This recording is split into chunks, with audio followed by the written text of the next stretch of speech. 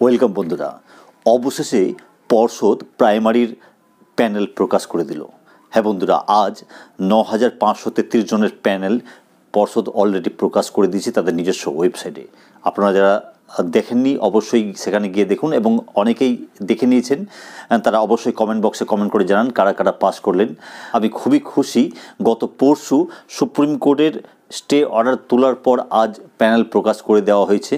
তবে আপনারা যারা আমার ভিডিও দেখছিলেন রেগুলার, তারা নিশ্চয়ই ফলো করেছেন। আমি কিন্তু বরাবরই প্রথম থেকেই বলে আসছি যে পর্ষদ এই স্টে ওঠার সঙ্গে সঙ্গেই প্যানেল প্রকাশ করে দেবে, এবং কি ভোটের আগে, হ্যাঁ বন্ধুরা, ভোটের আগে মাসখানেকের মধ্যেই কিন্তু নিয়োগ করে দেবে।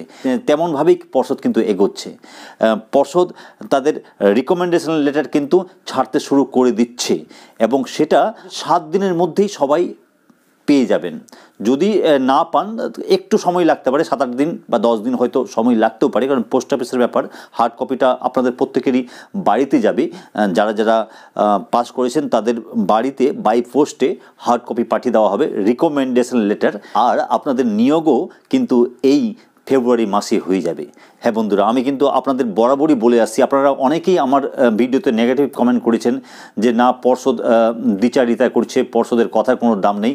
বুঝতে পারছি যে ঘর পড়া গরু সিঁদুরের মেঘ দেখলে ডরাই।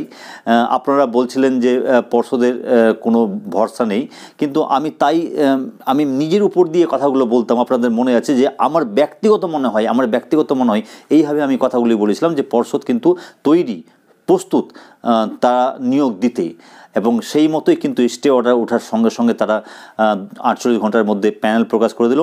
এবং এই চলতি মাসে মানে ফেব্রুয়ারি মাসেই কিন্তু আপনাদের বিদ্যালয়ে জয়েন করিয়ে দেওয়া হবে।